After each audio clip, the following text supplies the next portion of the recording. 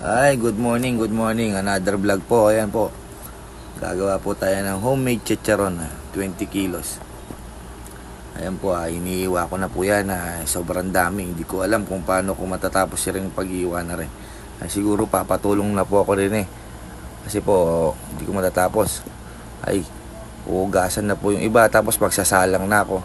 Ayan po, nagsalang na po ako. Nagpatulong na po ako kay Uno para po matapos yung sinasalang ko, para hindi ako mahabol sa mga niluluto ko. Ayan na. Ayan po si nanay dumaan. Ayan po, pag nag golden brown po yan, iahon po natin yung unang salang na yan. Tapos ipipirito po natin ulit yan pag yung mga final product na po. Ayan na po, nagsalang na po ulit ako ng mantika para po iprito ko po yung pinirito natin kanina para maging chicharon na po talaga yan. Ayan po, tingnan nyo po mga guys kung paano po natin lutuin yan. Meron na po akong nakaluto dyan na chicharon, sasalang ko na po. Ayan, meron na po akong nasalang na una.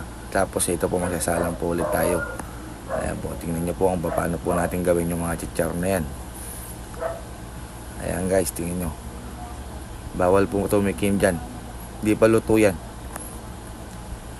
Ayan po, agis na po natin sa mantika. Kailangan po yung mantika niyan ay mainit na mainit po yan. Hindi po lolobo yung chicharon na yan pag hindi po mainit na mainit ang luto na yan. Pag nag golden brown na po yan, pwede na pong ihahon yan. Mekos po natin muna yan para po magparehas yung luto ng ating homemade chicharon. Napakasarap po yan at napakalutong. Yan po, mekos mo lang. Ayan na po.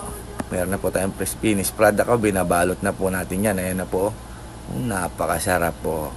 Pwede po kayong umorder dyan. Ayan, lulutong. Bawal tumikim dyan tapos po, ayan po. Sa pesto po namin, ayan po yung mga naka-display. Pwede po kayong bumili dyan sa Dike. Ayan po.